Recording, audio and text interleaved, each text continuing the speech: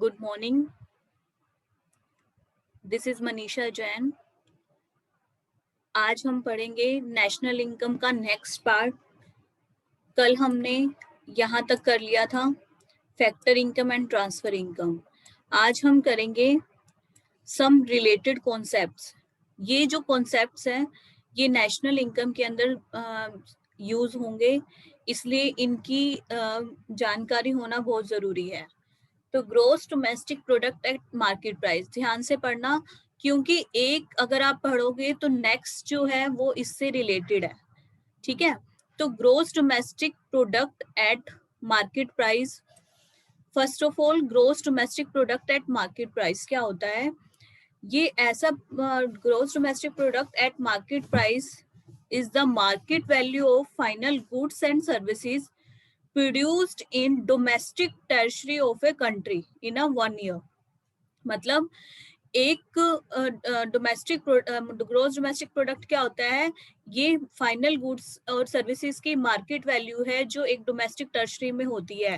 Domestic tertiary के अंदर चाहे वो जो फाइनल गुड्स एंड सर्विसेज चाहे वहाँ के लोग बना रहे हो, चाहे फॉरेन कंपनीज हो, लेकिन वो डोमेस्टिक टर्शरी में उन प्रोडक्ट्स को बना रही है, तो प्रोडक्शन कर रही है, वो भी इसके अंदर हम इंक्लूड करेंगे। ठीक है, फर्स्ट कॉन्सेप्ट था gross domestic product at market price. फिर है gross national product at market price. जो हमने जीडीपी लिया है, gross domestic product at market price, ये जीएनपी मतलब gross national product at market price तब बन जाता है अगर हम इसमें net factor income from abroad add कर देते हैं। ध्यान से समझना, आगे भी यही कॉन्सेप्ट यूज होगा। अगर हमें ग्रोस नेशनल प्रोडक्ट से ग्रोस डोमेस्टिक प्रोडक्ट से नेशनल प्रोडक्ट बनाना है तो हमें नेट फैक्टर इनकम जो है जो अब्रोड से आती है वो ऐड करनी होगी। हम नेट फैक्टर इनकम कैसे आती है? Factor income earn by our resident from abroad, जो हमारे रेजिडेंट ने अब्रोड से ली और जो फैक्टर इनकम हमने नॉन रेजिडेंट को पे की, वो हम अगर लेस कर देंगे तो net factor income from abroad आ जाएगा। तो जीडीपी में प्लस कर देंगे net factor income from abroad. Third concept है net national product at market price.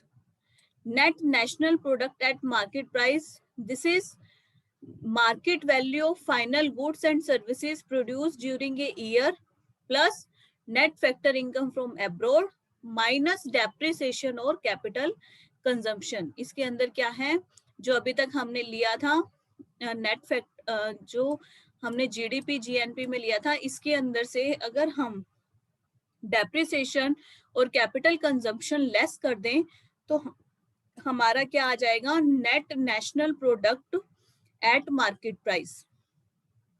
ठीक है, net national product at market price measure the value of final at goods and services produced by the normal resident in the domestic tertiary and abroad in an accounting year after worn out capital goods have been replaced. मतलब अगर हमने इसमें सारी final goods and services ले ली लेकिन हमने इसके अंदर से डेप्रिसिएशन और कैपिटल कंजम्पशन लेस कर दिया तो वो हमारा क्या आ जाएगा? Net national product at market price.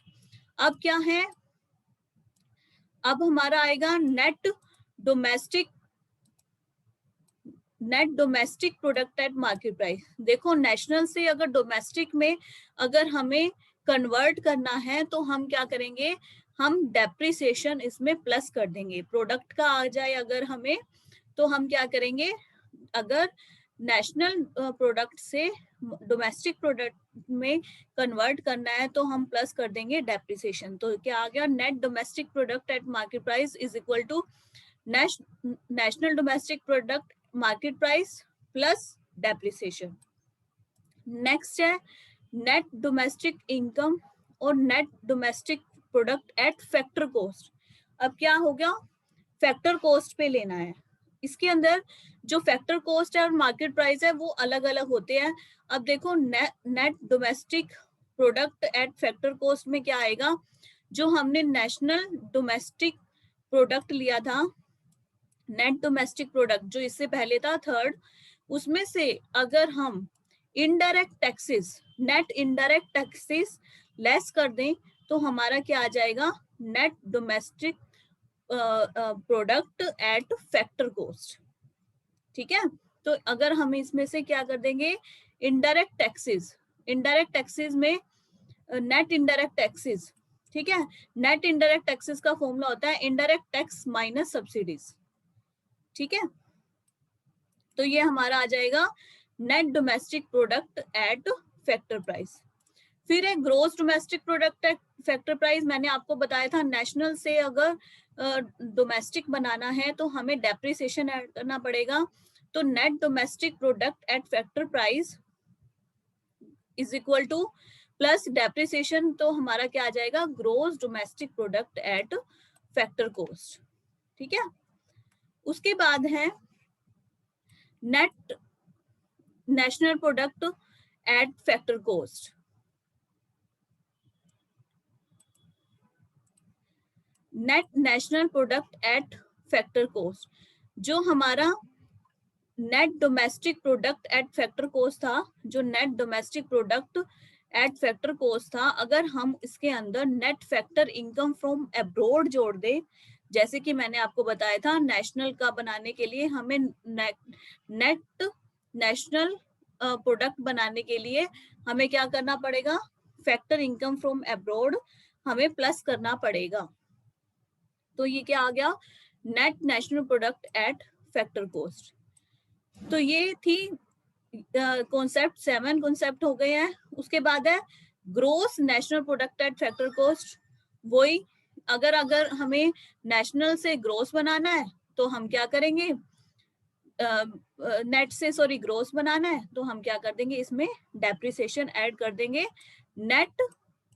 Net national product at factor cost में अगर हम डेप्रिसिएशन ऐड कर देंगे तो gross national product at factor cost हमारा आ जाएगा। तो मैंने अभी आपको बताया था कि ये सारे जो कॉन्सेप्ट्स है एक दूसरे से रिलेटेड है, तो आप एक याद करोगे तो उससे रिलेटेड नेक्स्ट लर्न हो जाएगा। नेक्स्ट है national disposable income. National disposable income refers to the net income at market price available to a country for disposal. एक मार्केट प्राइस पर एक जो नेट इनकम एक कंट्री को मिलती है डिस्पोज करने के लिए, that is called national disposable income. ये क्या है, it is the sum total of national income, net national product at factor cost, net indirect taxes and net current transfer from the rest of the world. तो क्या आएगी इसमें, national income आएगी, net indirect taxes आएंगे और net current transfer from the rest of the world आएंगे। ठीक है, उसके बाद है factor income from net domestic product accruing to private sector. Private sector वो सेक्टर होते हैं जो ओन्ड और कंट्रोल किए जाते हैं प्राइवेट इंडिविजुअल से, और जो गवर्नमेंट सेक्टर या पब्लिक सेक्टर होते हैं जो गवर्नमेंट ओन करती है और कंट्रोल करती है। ठीक है,